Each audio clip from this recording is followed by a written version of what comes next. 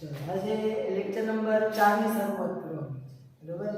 આગળ આપણે lecture number 1 2 અને 3 ની અંદર પુકેસરની આખી રચના પૂરી બરાબર। તો કે લેક્ચર નંબર 1 નું થોડું રિવાઇઝ કરીએ તો સૌથી પહેલા પુષ્પની વાત કરી, પુષ્પના ફળદ્રુપ ભાગ મધ્ય ભાગોની વાત કરી, એની અંદરથી આગળ બીજા લેક્ચરની અંદર પુકેસરની વાત કરી। તો કે પુકેસરની અંદર એક તો શું જોયું, પરાગાશય જોયું, બીજું શું જોયું, પરાગ વાહિની જોયું, સોરી એક પરાગાશય જોયું, એક યોજી જોયું અને ત્રીજું શું જોયું, તંતુ જોયું। આની અંદરથી એક ફળદ્રુપ ભાગ પરાગાશયની વાત કરી તો કે પરાગાશયનો આડો છેદ લઈએ તો આપણને પરાગાશયની રચના દેખાય।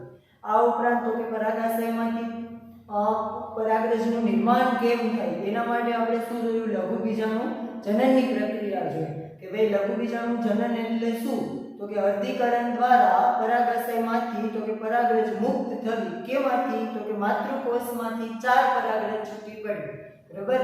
માતૃકોષ કેવો હોય 2n અને આપણે શું કીધું PMC pollen grain mother cells, pollen grain mother cells માંથી અર્ધીકરણ દ્વારા તો કે 4 પરાગરજનું નિર્માણ થાય તો આ ઘટનાને શું કીધું, લઘુ બીજાણુ જનન। ચારેય પરાગરજ કેવી હોય છે, એકકીય, એટલે છેલ્લા લેક્ચરમાં વાત કરી કે એકકીય પરાગરજના કોષ કેન્દ્રનું ફરી વિભાજન થાય એટલે 2 કોષ કેન્દ્રનું નિર્માણ થાય, એમાંનો એક નાળ કોષ અને બીજો કયો કોષ, વાનસ્પતિક કોષ। એટલે પાછી રચના કેવી થઈ ગઈ 2n હતી એમાંથી n થઈ, એમાંથી પાછી રચના કેવી થઈ ગઈ છે 2n રચના થઈ ગઈ છે।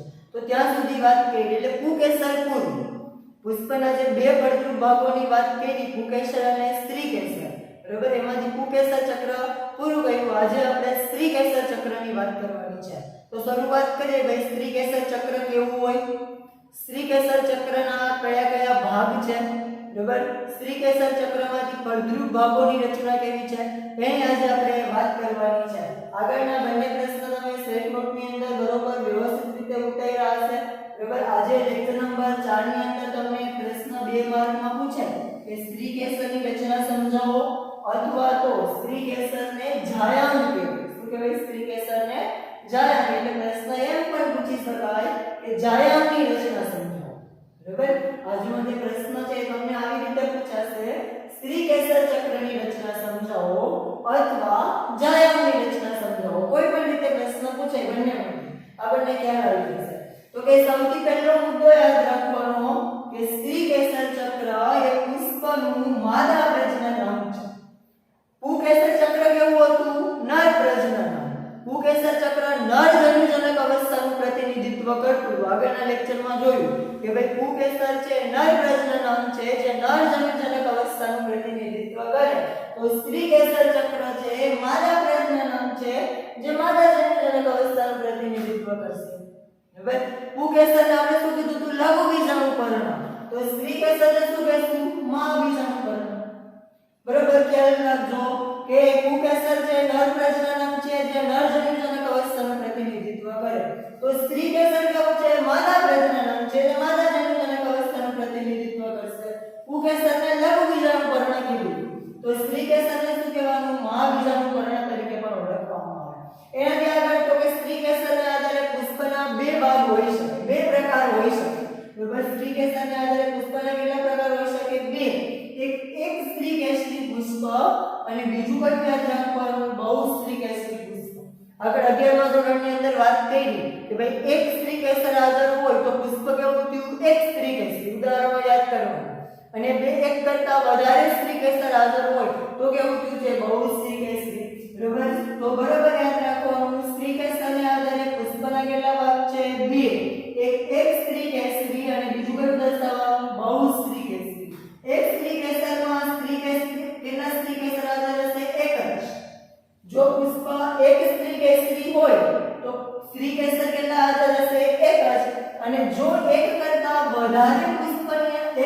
વધારે સ્ત્રીકેસર પુષ્પમાં હાજર હોય તો કેવું થયું, બહુસ્ત્રીકેસર। સ્ત્રીકેસરને આધારે બે ભાગ દર્શાવવાના, એક સ્ત્રીકેસરી અને બહુસ્ત્રીકેસરી। જો એક જ સ્ત્રીકેસર હાજર હોય તો કેવું થયું, એક સ્ત્રીકેસરી, અને એક કરતા વધારે હાજર હોય તો કેવું થયું, બહુસ્ત્રીકેસરી। એક સ્ત્રીકેસરીનું એક ઉદાહરણ યાદ રાખવાનું, વટાણાનું પુષ્પ। કયું પુષ્પ યાદ રાખવાનું, વટાણાનું, પ્રિઝમ સટાઈ બરાબર, 11મા ધોરણની અંદર ભણ્યા હતા। એટલે એક સ્ત્રીકેસર હાજર હોય એવું ઉદાહરણ શું યાદ રાખવાનું, વટાણાનું પુષ્પ।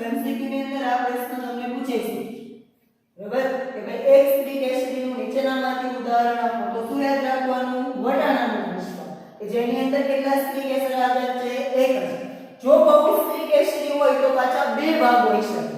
કેમ બે ભાગ હોઈ શકે? તો કે કાં તો સ્ત્રી કેસર જોડાયેલા હોય, કાં તો સ્ત્રી કેસર કેવા હોય? મુક્ત હોય. જો સ્ત્રી કેસર બે કરતા વધારે હોય અને જોડાયેલા હોય તો કેવું થયું? યુક્ત. કેવું થશે? યુક્ત. જોડાયેલા ના હોય તો કેવું થશે? મુક્ત. આપણે પહેલા લેક્ચરની અંદર પણ વાત કરી. મુક્ત સ્ત્રી કેસરી કોને કહેશું અને યુક્ત સ્ત્રી કેસરી કોને કહેશું? પણ એ ક્યારે શક્ય બનશે? તો કે સ્ત્રી કેસરની સંખ્યા 1 કરતા કેવી હોય? વધારે. એટલે 1 કરતા વધારે જ્યારે સ્ત્રી કેસરની સંખ્યા હશે ત્યારે કાં તો એ મુક્ત હશે અને કાં તો કેવું હશે? યુક્ત. જો સ્ત્રી કેસર જોડાયેલા ના હોય, છૂટા હોય, તો આવા સ્ત્રી કેસરને શું કહેવાનું? મુક્ત સ્ત્રી કેસરી પુષ્પ. બરાબર? આવું પુષ્પ કયું થયું? મુક્ત સ્ત્રી કેસરી પુષ્પ. અને જો સ્ત્રી કેસરો જોડાયેલા હોય તો શું કહેવાનું? યુક્ત સ્ત્રી કેસરી પુષ્પ. બરાબર? ફરીથી કહું છું, એક હોય તો કઈ સવાલ નથી. યુક્ત કે મુક્ત? યુક્ત પણ હોઈ શકે અને મુક્ત પણ હોઈ શકે. ઉદાહરણ યાદ રાખવાનું વટાણાનું પુષ્પ. પણ એક કરતા વધારે એટલે કે બહુ સ્ત્રી કેસરી પુષ્પ હશે ત્યારે કાં તો પુષ્પ જોડાયેલા હશે, કાં તો પુષ્પ જોડાયેલા નહીં હોય. જો જોડાયેલા ના હોય તો શું કહેવાનું? મુક્ત સ્ત્રી કેસરી. અને જો જોડાયેલા હોય તો શું કહેવાનું? યુક્ત સ્ત્રી કેસરી. મુક્ત સ્ત્રી કેસરીમાં બે ઉદાહરણ યાદ રાખવાના. એક ગુલાબ. એક શું યાદ રાખશું? ગુલાબ. અને બીજું શું યાદ રાખવાનું? કમળ. 11મા ધોરણમાં પણ વાત કરી, ચેપ્ટર નંબર 5. બરાબર? મુક્ત સ્ત્રી કેસરીમાં બે ઉદાહરણ, ગુલાબ અને કમળ. યુક્ત સ્ત્રી કેસરીમાં પણ બે ઉદાહરણ યાદ રાખવાના, ધતુરો અને જાસૂદ.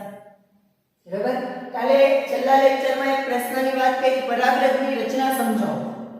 હવે પરાગરજ જોવી હોય તો એના માટે સૌથી સરળ રીતે આપણને કયું પુષ્પ જોવા મળે છે? ધતુરો અને જાસૂદ. ધતુરા અને જાસૂદના પુષ્પનું ભૂકેશન તમારે સ્લાઇડ પર ટચ કરાવવાનું એટલે એમાંથી પીળાશ પડતી પરાગરજ જોવા મળશે. જે માઇક્રોસ્કોપની અંદર આપણે જોઈ શકીએ. બુકની અંદર પણ આ પ્રયોગ આપ્યો છે અને પ્રયોગ પોથીની અંદર પણ આ પ્રેક્ટિકલ આપ્યો છે, જેની અંદર આપણે તો કે પ્રેક્ટિકલ કરશું ત્યારે વાત કરશું. અત્યારે શું યાદ રાખવાનું? ઉદાહરણ. યુક્તમાં ધતુરો અને જાસૂદ, મુક્તમાં ગુલાબ અને કમળ. બરાબર? એક સ્ત્રી કેસરીમાં શું યાદ રાખશું? વટાણા. ક્લિયર આટલું? ફરીથી એકવાર સમજાવું છું. સ્ત્રી કેસર તો કે માદા પ્રજનન અંગ છે, મહાબીજાણુ પર્ણ કહેવાય. સ્ત્રી કેસરના આધારે પુષ્પના કેટલા ભાગ દર્શાવવાના? બે. એક સ્ત્રી કેસરી અને બીજું બહુ સ્ત્રી કેસરી. સ્ત્રી કેસરની સંખ્યા 1 હોય તો એક સ્ત્રી કેસરી, 1 કરતા વધારે હોય તો બહુ સ્ત્રી કેસરી. એક સ્ત્રી કેસરીમાં શું ઉદાહરણ યાદ રાખશું? વટાણાનું પુષ્પ. અને બહુ સ્ત્રી કેસરી હોય તો પાછા પુષ્પના બે ભાગ પડે, કાં તો મુક્ત અને કાં તો યુક્ત. જોડાયેલા ના હોય તો મુક્ત અને જોડાયેલા હોય તો યુક્ત. મુક્તમાં શું યાદ રાખશું? ગુલાબ અને કમળ. યુક્તમાં શું યાદ રાખશું? ધતુરો અને જાસૂદ. આ પણ MCQ ની અંદર તમને બંને પ્રશ્ન છે એ પૂછે છે. ખ્યાલ પડી ગયો? ચલો એનાથી આગળ તો કે આ પુષ્પનું સ્ત્રી કેસર 3 ભાગ ધરાવે. કયા કયા 3 ભાગ? તો કે પરાગાસન, એક પરાગવાહિની અને એક બીજાસન. બરોબર? પહેલા લેક્ચરની અંદર વાત કરી હતી એટલે મેં અહીંયા એક સ્ત્રી કેસરની આકૃતિ ડ્રો કરી છે. 3 ભાગ જોઈ શકીએ. એક પરાગાસન. પરાગાશયને ભૂકેસરમાં શું હતું? પરાગાશય. સ્ત્રી કેસરમાં શું દર્શાવવાનું? પરાગાસન. બીજો ભાગ પરાગવાહિની અને ત્રીજો ભાગ શું દર્શાવવાનો? અંડાશય. એક મેં સ્ત્રી કેસરની આકૃતિ ડ્રો કરી છે. બરાબર? તો એક ઉપરનો ભાગ પરાગાસન, એના પછીનો ભાગ પરાગવાહિની અને સૌથી નીચેનો ભાગ શું દર્શાવવાનો? અંડાશય. 3 ભાગ યાદ રાખવાના. સૌથી ઉપરના ભાગને શું કહેવાનું? પરાગાસન, પરાગવાહિની અને અંડાશય. તો કે પરાગાસન કેવો ભાગ છે? પરાગાસન કેવો ભાગ છે? તો કે પરાગાસન છે ને અગ્રભાગે આવેલો ચીકણો છે. આ ભાગ છે ને નિર્મય અથવા તો ચીકણો. કેવો હોય? નિર્મય અથવા તો ચીકણો ભાગ હોય. કેમ? તો કે જ્યારે ભૂકેસરની પરાગરજ ઉડીને અહીંયા આવશે ત્યારે આના ઉપર ચોટી જશે. આજે આ ભાગ કેવો છે? ચીકણો અથવા તો નિર્મય પણ કહી શકાય. બરાબર? તમારે જાસૂદનું પુષ્પ લઈ અને એમાંથી તો કે તમારે ભૂકેસર છે એને ક્રશ કરો એટલે તમને ચીકણો ભાગ જોવા મળે. બરાબર? એટલે શું થયું? તો કે પરાગાસન કેવો ભાગ છે? ચીકણો. કેવો ભાગ દર્શાવવાનો? ચીકણો. પરાગરજને ગ્રહણ કરતો ભાગ છે એટલે શું કહેવાનું? પરાગરજનો ગ્રાહી ભાગ. ચીકણો છે એટલે આ ભાગ શું કરે? પરાગરજનું ગ્રહણ કરે. એટલે પહેલો ભાગ યાદ રાખવાનો પરાગાશય. ચીકણો છે સૌથી અગ્રભાગે આવેલો છે, પરાગરજને ગ્રહણ કરતો ભાગ છે. એનાથી આગળ બીજો ભાગ કયો થશે? એવો પરાગવાહી. તો કે પરાગવાહીની લાંબો દંડ છે. કેવો છે? લાંબો દંડ. લીસી પણ હોય પરાગવાહીની અને રોમમય પણ હોય. એટલે આ જે ભાગ છે એ આપણને લીસો પણ હોઈ શકે અને રોમમય પણ આ ભાગ છે આપણને દેખાઈ શકે.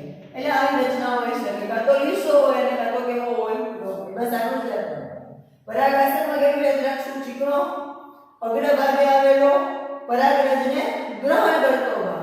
પરાગવાહીની તો કે લાંબો દંડ છે, લીસી હોય અથવા તો કેવું હોય છે? રોમમય હોય છે. હવે આપણા માટે સૌથી અગત્યનો ભાગ અંડાશય. એટલે ક્યાં આવ્યો? સૌથી નીચેના ભાગે. આ ભાગ છે આપણા માટે સૌથી મહત્વનો ભાગ છે સ્ત્રી કેસર. કેમ? તો કે જ્યારે પરાગરજ અહીંયા દાખલ થઈ છે એ પછીની ફલન પછીની બધી પ્રક્રિયાઓ કેમાં થશે? અંડાશયમાં. અંડાશયનું બીજું નામ શું છે? આપણને ખ્યાલ છે. શું કહેવાનું એને? બીજાશય. શું કહેવાનું એને? બીજાશય. તો કે અંડાશય છે પુષ્પાસન ઉપર ગોઠવેલું, એટલે લાક્ષણિક પુષ્પની આકૃતિ યાદ કરવાની. બરોબર? તો પરાગાસન, પરાગવાહીની અંડાશય, એટલે ત્રીજા ભાગની વાત કરીએ અંડાશય, જે આપણા માટે સૌથી અગત્યનો ભાગ છે. તો કે ક્યાં આવેલો હોય? તો કે તલસ્થ ભાગ. સૌથી નીચેના છેડે, સ્ત્રી કેસરના સૌથી નીચેના છેડે આવેલો તલસ્થ ભાગે આવેલો ફૂલેલો ભાગ છે. એટલે અંડાશય કેવું છે? તો કે તલસ્થ અને ફૂલેલો ભાગ છે. સૌથી નીચે આવેલો ફૂલેલો ભાગ એને શું કહેવાનું? અંડાશય. અંડાશયની અંદર કોટરો હોય. અંડાશયની અંદર શું ગોઠવાય? કોટરો. એટલે આ ભાગની અંદર તો કે કોટરો હોય. કોટરોની અંદર જરાયુની ગોઠવણીની રચના થશે. કોટરોની અંદર શું થશે? જરાયુની ગોઠવણીની રચના થશે. ચેપ્ટર નંબર 5 યાદ કરો, 11 માં ધોરણ. બરાબર? આપણે વાત કરી હતી કે ભાઈ જરાયુ કેવી રીતે ગોઠવે. કલિકાંતર વિન્યાસની પણ આપણે વાત કરી હતી. તો કે કોટરોમાં જરાયુની જે ગોઠવણી હતી એ ગોઠવણી કેવી હોય? તો કે કોટરો ઉપર આધારિત. જેટલા કોટર એટલા જરાયુ ગોઠવે. જરાયુ શું છે? તો કે અંડક. જરાયુની અંદર શું ગોઠવાશે? તો કે અંડક. હવે જો સ્ત્રી કેસરની અંદર અંડકોની સંખ્યા એક પણ હોય, એક કરતા વધારે એટલે અનેક પણ હોય. અંડકોની સંખ્યા કેવી હોય? બીજાશય કેટલું છે? અંડાશય એક, પણ અંડકોની સંખ્યા એક પણ હોય અને એક કરતા વધારે પણ હોય. એટલે અંડાશયની ગોઠવણી છે એ તો કે કોટરોની સંખ્યા ઉપર આધાર રાખે. જો કોટરની સંખ્યા એક જ હોય તો અંડકની સંખ્યા કેવી થશે? એક. જો કોટરોની સંખ્યા એક કરતા વધારે હોય તો અંડકોની સંખ્યા કેવી થશે? અનેક. એટલે બે શબ્દ યાદ રાખવાના, અંડકો એક હોય અથવા અનેક હોય. એના ઉદાહરણો તમને વારંવાર પરીક્ષાની અંદર પૂછાય છે. અંડકોની સંખ્યા એક હોય એવા કયા કયા ઉદાહરણ છે? તો કે ઘઉં, ડાંગર અને કેરી. કયા યાદ રાખવાના? ઘઉં, ડાંગર અને કેરી. તો તમે કેરી જોઈ હશે. બરાબર? કેરીની અંદર તમને સૌથી અંદરનો ભાગ છે આપણો અંડક કે તજ જોવા મળે. બીજ, કેરીનું બીજ કેટલું હોય? એક જ. એટલે બરોબર યાદ રાખજો, અંડકોની સંખ્યા એક હોય એવા 3 ઉદાહરણ યાદ રાખવાના: ઘઉં, ડાંગર અને કેરી. અંડકોની સંખ્યા એક કરતા વધારે એટલે અનેક હોય એવા 3 ઉદાહરણ યાદ રાખવાના: પપૈયા, તરબૂચ અને ઓર્કિડ. 3 ઉદાહરણ એને યાદ રાખવાના: પપૈયા, તરબૂચ અને ઓર્કિડ. હવે જો અંડકમાંથી બીજ બનશે, આગળ આપણે ફળની વાત કરશું, ફળ નિર્માણ કેમ થાય, બરાબર? અને બીજ નિર્માણ કેમ થાય, કે પરિપક્વ બીજાશયમાંથી ફળ બનશે અને બીજમાં અંડકમાંથી તો કે બીજ બનશે. જો અંડકની સંખ્યા એક હોય તો બીજ કેવું બને? એક. એટલે તમે જોઈ શકો ઘઉં, ડાંગર કે કેરી, એના બીજ કેવા હોય? એક એક. અંડકોની સંખ્યા અનેક હોય તો બીજ કેવા બનશે? અનેક. જેટલા અંડક હોય એટલા બીજ. કયા ઉદાહરણ? પપૈયા, તરબૂચ અને ઓર્કિડ જોયા હશે. પપૈયામાં ઘણા બધા બીજ હોય, તરબૂચની અંદર પણ ઘણા બધા બીજ હોય. આવું શા માટે? તો કે અંડકોની સંખ્યા કેવી છે? અનેક. એટલે ફળ નિર્માણ અને બીજ નિર્માણનો પ્રશ્ન જોઈએ ત્યારે તમને ખ્યાલ પડશે. એટલે અહીંયા અંડાશય માટે શું યાદ રાખશું? તો કે અંડાશય સૌથી નીચેના ભાગે આવેલો ફૂલેલો ભાગ છે. કોટરો ધરાવે. કોટરોની અંદર જરાયુ ગોઠવાય. જરાયુમાં અંડકોની સંખ્યા અથવા અને એક હોય તો ઉદાહરણ ઘઉં ડાંગર અને કેરી અને હોય તો પપૈયા તરબૂચ અને ઓટ બરોબર અહીંયા ત્રણ આકૃતિ ડ્રો કરી એક આપણું સ્ત્રી કહેશે એટલે પરાગાસન પરાગવાયની અંડાસન એક આકૃતિ વાત કરી છે અહીંયા અપીડની આ આકૃતિ શું છે અપીડનો ડોડો અપીડનો પુષ્પનો ડોડો છે એટલે જો બધામાં પરાગાસન જુદા જુદા હોય અને બીજા સરે જુદા જુદા હોય આકૃતિ એટલા માટે ડ્રો કરી છે કે એમસીક્યુ માં આકૃતિ મૂકીને પૂછે કે આકૃતિ શું દર્શાવે તો અપીડની આકૃતિ આમાં પરાગાસન આવું અને બીજા સરે પરાગવાયની અંદર ના આ જે ચંપાની આકૃતિ એની આકૃતિ ડ્રો કરી ચંપા તો કે માં સ્ત્રી કે ચલો આપણને આવા દેખાય એની અંદર તો કે પરાગાસન પરાગવાયની અને અંડાસન ત્રણ આકૃતિઓ આપણે ટેક્સ્ટ બુક ની અંદર આપેલી છે વ્યવસ્થિત રીતે એક વખત જોવાની સેકન્ડ ની અંદર તો ડ્રો કરવાની છે પણ જોવાની આકૃતિ પર તમને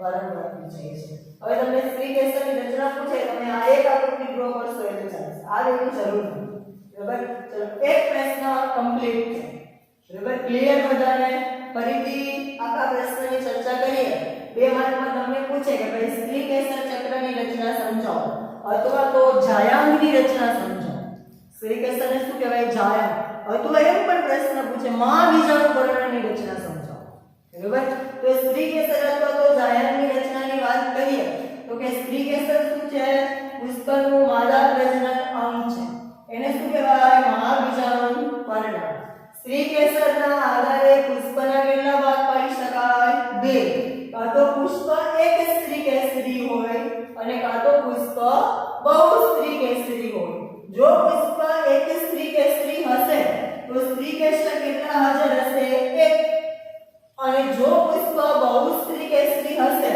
તો કેટલા પુષ્પ હાજર હશે એક કરતા કેટલા સ્ત્રી કેસર હાજર હશે એક કરતા વધારે હવે એક સ્ત્રી કેસરી હોય એવું કયું ઉદાહરણ યાદ રાખવાનું વટાણા કયું યાદ રાખશું વટાણા જો પુષ્પ બહુ સ્ત્રી કેસરી હોય તો બે ભાગ પાડી શકાય કાં તો મુક્ત હોય એટલે જોડાયેલા સ્ત્રી કેસર ના હોય અને કાં તો યુક્ત હોય એટલે સ્ત્રી કેસર કેવા હોય જોડાયેલા આ ક્યારે ભાગ પડશે તો કે જો બહુ સ્ત્રી કેસરી હોય તો એક સ્ત્રી કેસરી હોય તો મુક્ત કે યુક્ત હોઈ શકે મુક્ત હોય એવા બે ઉદાહરણ યાદ રાખવાનું ગુલાબ અને કમળ યુક્ત હોય એવા ધતુરો અને જાસૂદ ઉદાહરણ યાદ રાખજો એક સ્ત્રી કેસરીનું વટાણા મુક્તનું ગુલાબ અને કમળ યુક્તનું ધતુરો અને જાસૂદ સ્ત્રી કેસરની આકૃતિ ડ્રો કરવાની ત્રણ ભાગ દર્શાવવાના પરાગાસન પરાગવાહિની અને અંડાશય અથવા તો બીજાશય બરાબર પરાગાસન કેવો ભાગ છે અગ્ર છેડે આવેલો ભાગ છે ચીકણો છે અથવા નિર્મળ છે જે પરાગરજને ગ્રહણ કરતો ભાગ છે એટલે પરાગરજ ગ્રાહી ભાગ છે પરાગવાહિની તો કે લાંબા દંડ જેવી રચના છે ઈસી પણ હોઈ શકે રોમમય પણ હોઈ શકે એનાથી આગળ તો કે ત્રીજા ભાગની વાત કરીએ અંડાશય જે સ્ત્રી કેસર માટે સૌથી મહત્વનો ભાગ છે કેમ કે ફલન પછીની બધી પ્રક્રિયા કેમાં થશે અંડાશયની અંદર અહીંયા પણ એક અંડાશય દર્શાવ્યું છે તો પહેલા તમને ખ્યાલ પડશે અંડાશય સૌથી નીચેના ભાગે આવેલો ફૂલેલો ભાગ છે એટલે તલસ્થ અને કેવો ભાગ છે ફૂલેલો એનાથી આગળ તો કે અંડાશય છે કોટરો ધરાવે શું ધરાવે કોટરો કોટરોની અંદર શું ગોઠવાય જરાયુ કોટરોની અંદર શું ગોઠવાશે જરાયુ જરાયુમાં અંડકની સંખ્યા એક હોય અથવા અનેક હોય કે તેના ઉપરથી નક્કી થશે તો કે જો કોટર એક હોય જો યાદ રાખજો બીજાશય તો એક જ છે બીજાશયની અંદર કોટર એક હોય તો અંડક કેવું હશે એક જ અને બીજાશયની અંદર કોટરો એક કરતા વધારે હોય તો અંડકો કેવા હશે એક કરતા વધારે ભૂલ ના કરતા બરોબર યાદ રાખજો બીજાશય એક જ છે પણ અંડકની સંખ્યા એક હોય અથવા બે હોય અનેક હોય એક હોય એવા ઉદાહરણ ઘઉં ડાંગર અને કેરી અને કોઈ એવા ઉદાહરણ પપૈયા તરબૂચ અને ઓર્કિડ એટલે તો તમને વાત કરીને જોઈ શકો કેરી ઘઉં અને ડાંગરમાં એક જ બીજ જોવા મળે કેમ તો કે અંડકની સંખ્યા કેટલી છે એક જ જ્યારે પપૈયા તરબૂચ અને ઓર્કિડમાં ઘણા બધા બીજ જોવા મળે કેમ તો કે અંડકની સંખ્યા કેટલી છે અનેક જેટલા અંડક હોય એટલા બીજ ચલો રેડી ચલો એક પ્રશ્ન ક્લિયર બરાબર ચલો આગળ હવે તમને બીજો પ્રશ્ન આવશે કે આ બે ભાગ છે એ તો ગૌણ છે મહત્વનો ભાગ કયો છે અંડાશય એટલે બીજો ભાગ આવશે કે ભાઈ અંડાશયની અંદર આવેલા અંડકની રચના સમજાવો એટલે જો અહીંયા અંડક એક હતું તો અનેકની વાત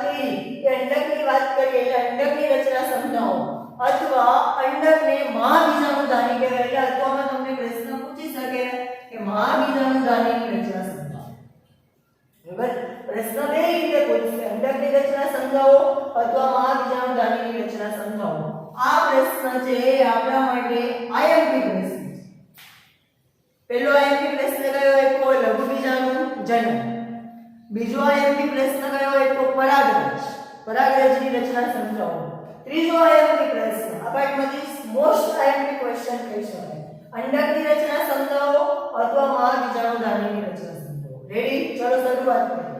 તો કે અંડકની રચનાની અંદર સૌથી પહેલા યાદ રાખવાનું અંડકનું સ્થાન, કે અંડક ક્યાં ગોઠવું હોય, તો કે બીજાશયના અંદરના ભાગે. એટલે જો આ બીજાશય છે, આ બીજાશયની વાત કરીએ તો કે આ બીજાશય છે, એક તો બીજાશય સૌથી નીચેનો ભાગ છે અને બીજાશયમાં સૌથી નીચેનો ભાગ કયો આવશે? અંડક. બીજાશયમાં સૌથી નીચેનો ભાગ કયો આવશે? અંડક. એટલે બીજાશયનું સ્થાન, તો અંડકનું સ્થાન ક્યાં છે? બીજાશયના અંદરના ભાગે. રચના કેવી હોય તો કે અંડાકાર. આકાર કેવો છે એનો? અંડાકાર. એટલે અંડકની રચના છે અંડાકાર, ઈંડા જેવી જોવા મળે, એક જેવી જોવા મળે, એટલે એની રચનાને શું કીધું? અંડાકાર. હવે બરોબર યાદ રાખજો, અંડકની રચનાની મેં એક આકૃતિ ડ્રો કરી છે. આકૃતિ બરોબર નોટ કરવાની. આકૃતિ સાથે આખો પ્રશ્ન છે તમને પૂછાશે. અંડાકાર રચના જોવા મળે. કેવી રચના જોવા મળે? અંડાકાર. તો કે કયા ભાગ જોવા મળશે? તો કે અંડકની રચનાની અંદર એક તો અંડનાળ જોવા મળશે. ભાગના નામ યાદ રાખજો. પહેલો ભાગ કયો દર્શાવવાનો? અંડનાળ. પછી તો કે બીજ કેન્દ્ર, પછી અંડછિદ્ર, બે અંડાવરણો, બાહ્ય અંડાવરણ અને અંતઃ અંડાવરણ, એક પ્રદેહનો ભાગ, એક ભ્રૂણપૂટ અને એક અંડકતલ, સૌથી નીચેનો ભાગ. આટલા ભાગ યાદ રાખવાના. સૌથી ઉપર શું દર્શાવ્યું? અંડનાળ. શું દર્શાવ્યું? અંડનાળ. એટલે આ આપણું અંડનાળ, બરોબર? આ ભાગ છે અંડનાળ.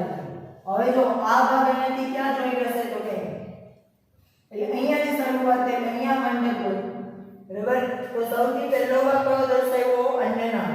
એટલે અંડકની રચનાના આવતા ભાગો કયા? તો કે સૌથી પહેલો ભાગ કયો દર્શાવવાનો? અંડનાળ. કયો ભાગ દર્શાવવાનો? અંડનાળ. તો કે અંડનાળ કેવી રચના છે? અંડનાળ કોને કહેવાય? એક માર્કમાં વ્યાખ્યા પણ પૂછાઈ શકે. અંડનાળ એટલે શું?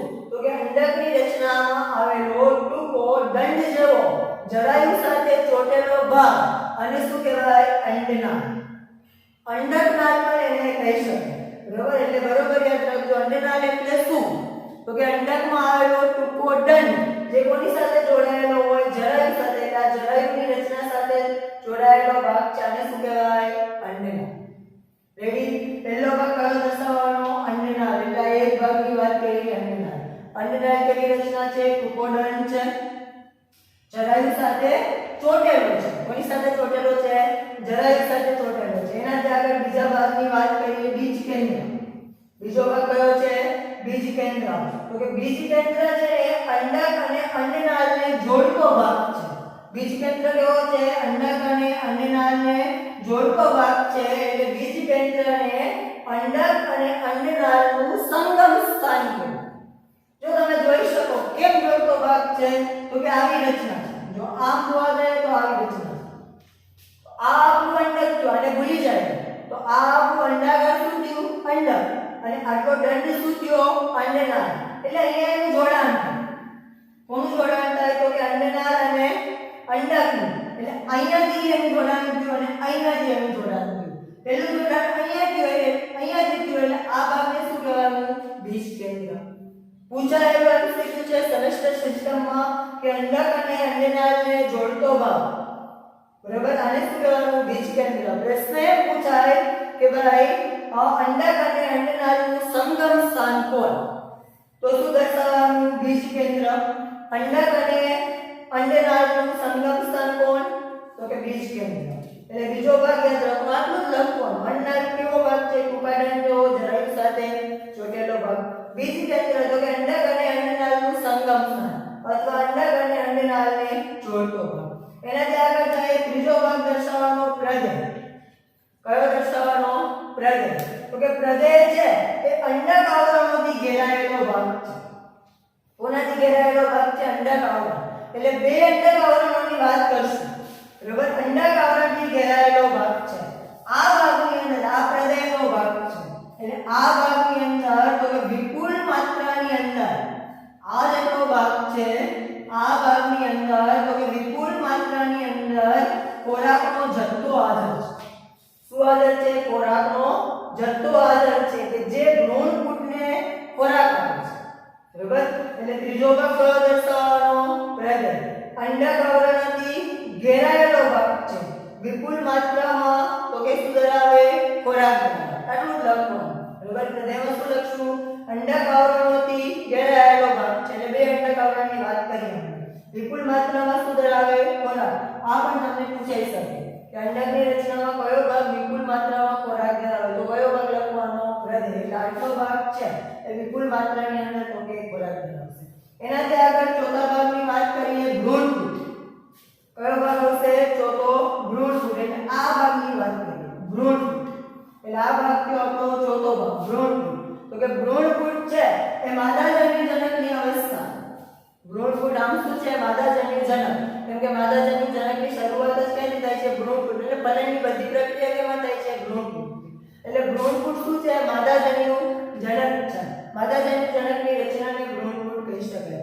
ભ્રૂણપૂટ કેટલા હાજર હોય એક અંડકમાં કેટલા ભ્રૂણપૂટ હાજર હશે એક જો અંડકની સંખ્યા 1 હોય તો ભ્રૂણપૂટ 1 અંડકની સંખ્યા 1 કરતા વધારે હોય તો ભ્રૂણપૂટ 1 કરતા વધારે એટલે એક ભ્રૂણપૂટ હાજર હોય ભ્રૂણપૂટ છે એ ફલન માટે સૌથી મહત્વનો ભાગ છે કેમ કે પરાગરજનું સૌથી છેલ્લું કામ ભ્રૂણપૂટની અંદર થશે જોડા નેક્સ્ટ ક્વેશ્ચનની અંદર વાત કરીશું એટલે ભ્રૂણપૂટ માટે શું યાદ રાખશું માદાજન્ય જનક છે એક જ ભ્રૂણપૂટ હોય અને ફલન માટે કેવો ભાગ છે મહત્વનો અથવા અંડક માટે સૌથી મહત્વનો ભાગ છે ચલો આગળ પાંચમા ભાગની વાત કરીએ અંડક આવરણ એટલે બે અંડક આવરણ બંને તો કે અંડકના રક્ષણાત્મક આવરણો છે બંને અંડકના કેવા આવરણો છે રક્ષણાત્મક આવરણો છે અહીંયા બે અંડક આવરણોની વાત કરી છે તો કે એક બાહ્ય અંડક આવરણ એટલે આ ભાગ છે એ આપણું બાહ્ય અંડક આવરણ છે અને આ ભાગ છે આપણું અંત અંડક આવરણ છે તો બે રક્ષણાત્મક આવરણોને શું કહેવાનું અંડકના આવરણો એક આવરણ કેવું છે બાહ્ય એટલે બહારની બાજુ એને બીજું કેવું છે અંત એટલે અંદરની બાજુ ચલો એનાથી આગળ વાત કરીએ છઠ્ઠો ભાગ અંડછિદ્ર એનાથી આગળ વાત કરીએ છઠ્ઠો ભાગ તો કે અંડછિદ્ર એટલે અહીંયા આવેલો મહત્વનો આ પણ મહત્વનો ભાગ કહી શકીએ આપણે કેમ કે પરાગનલિકા અહીંયાથી દાખલ થશે દાખલ થાય તો જ ફલનની પ્રક્રિયા થશે એટલે ત્રીજો ભાગ છે અંડછિદ્ર ક્યાં એવું સૌથી ટોચના ભાગે એટલે સૌથી ઉપરના ભાગે ટોચના ભાગે આવેલું છિદ્ર આ છિદ્રને શું કહેવાનું અંડછિદ્ર અંડછિદ્રનું કામ શું તો કે પરાગવાહિનીનો પ્રવેશ કરાવવો કેવી પ્રક્રિયા થશે તો કે જો કોઈ પરાગરજ અહીંયા દાખલ થઈ તો આ પરાગરજ સીધી આપણા અંદર ઉતરશે પરાગવાહિનીમાંથી થઈને અંડાશયમાં જ્યારે અંડાશયમાં ઉતરે ત્યારે અહીંયાથી અંડાશયની શરૂઆત થઈ તો એ દાખલ કેમાં થશે અંડછિદ્ર કેમાં દાખલ થશે અંડછિદ્ર એટલે સૌથી ટોચ પર આવેલો પરાગવાહિનીનો પ્રવેશ કરાવતો ભાગ કયો છે અંડછિદ્ર સૌથી છેલ્લા ભાગની વાત કરીએ અંડકતલ એટલે આપણો સૌથી છેલ્લો ભાગ કયો સાતમો અંડકતલ તો કે અંડકતલ કે છે સૌથી નીચેનો બરાબર અંડકતલ શું કામ કરે એટલે આ અંડકતલ શું કામ કરે તો કે અંડકતલ બંને આવરણો બનાવશે બાહ્ય અંડ આવરણ અને અંત અંડ આવરણ તો સૌથી છેલ્લો ભાગ કયો યાદ રાખવાનો અંડકતલ હવે તો આખા પ્રશ્નની અંદર શું વાત કરી આઈએમપી પ્રશ્ન છે બરાબર આ પાઠમાંથી મોસ્ટ આઈએમપી ક્વેશ્ચન કહી શકાય અંડકની રચના સમજાવો આકૃતિ સાથે અથવા શું પૂછાય માર્ગ જાણદાનીની રચના સમજાવો આપણે શું યાદ રાખવાનું આકૃતિ યાદ રાખવાની આકૃતિની અંદર ભાગ યાદ રાખવાના અને ભાગના સ્થાન યાદ રાખવાના કાર્ય યાદ રાખવાના કે ભાગ ક્યાં આવેલા છે અને શું કામ કરે આખા પ્રશ્નની ફરીથી એકવાર વાત કરી દો તો કે સૌથી પહેલા અંડકનું સ્થાન દર્શાવવાનું ક્યાં દર્શાવવાનું બીજાશયના અંદરના ભાગે આકાર કેવો દર્શાવવાનો તો કે ઈંડા જેવો દેખાય તો કે અંડકની રચનામાં 7 ભાગ દર્શાવવાનો પહેલો ભાગ કયો દર્શાવવાનો અંડનાળ બીજો ભાગ શું દર્શાવવાનો બીજ કેન્દ્ર ત્રીજો ભાગ શું દર્શાવવાનો પ્રદેશ ચોથો ભાગ શું દર્શાવવાનો ભ્રૂણપૂટ પાંચમો ભાગ શું દર્શાવવાનો અંડક આવરણ છઠ્ઠો ભાગ અંડછિદ્ર અને સાતમો ભાગ અંડકતલ અંડનાળ કેવો છે ટૂંકો દંડ જેવો ભાગ છે કોની સાથે ચોટેલો હોય જરાયુ સાથે બીજ કેન્દ્ર કોનું સંકલન સ્થાન છે અંડક અને અંડનાળ એટલે આ બંનેને જોડતો ભાગ છે એ શું થયું બીજ કેન્દ્ર પ્રદેશ તો કે અંડક આવરણોથી બે અંડક આવરણ અંત અને બાહ્ય અંડક આવરણથી ઘેરાયેલો ભાગ છે પ્રશ્ન પૂછાય વિપુલ માત્રામાં શું ધરાવે ખોરાક ધરાવે ચોથો ભાગ ભ્રૂણપૂટ. શું છે? માદાજન્યુ જનક. એક અંડકમાં કેટલા ભ્રૂણપૂટ હોય? એક જ. ફલન માટે તો કે સૌથી મહત્વનો ભાગ છે અથવા સ્ત્રી કેસરના બીજા શરીરનો સૌથી મહત્વનો ભાગ છે. બે રક્ષણાત્મક આવરણોને શું કહેવાનું? અંડક આવરણ. એક બહારના ભાગે આવ્યું બાહ્ય અંડક આવરણ, એક અંદરના ભાગે આવ્યું અંતઃ અંડક આવરણ. એક શું દર્શાવ્યું? અંડછિદ્ર. ક્યાં છે? સૌથી ટોચના ભાગે છે, જે પરાગવાયુનો પ્રવેશ કરાવવા માટે જરૂરી છે. તો જ ફલન શક્ય બનશે. અને અંડક તલ સૌથી નીચેના ભાગે કે જે બે અંડક આવરણોની વાત કરીએ. તો આજના લેક્ચરની અંદર બે પ્રશ્નો જોયા. સ્ત્રી કેસરની રચના સમજાવો અને અંડકની રચના સમજાવો. બંને પ્રશ્નોમાંથી આઈએમપી પ્રશ્ન છે. આ બંને પ્રશ્નો તમારે સ્ટેટ બોર્ડની અંદર ઉતારી લેવાના છે. બરોબર? હવે લેક્ચર નંબર 5 ની અંદર આગળ તો કે અંડકનો પ્રવેશ કેમ થાય ત્યાંથી આગળ લેક્ચર નંબર 5 ની અંદર જોઈશું. તો આજના બંને પ્રશ્ન સ્ટેટ બોર્ડની અંદર આકૃતિ સાથે ઉતારો. ચલો ઓકે.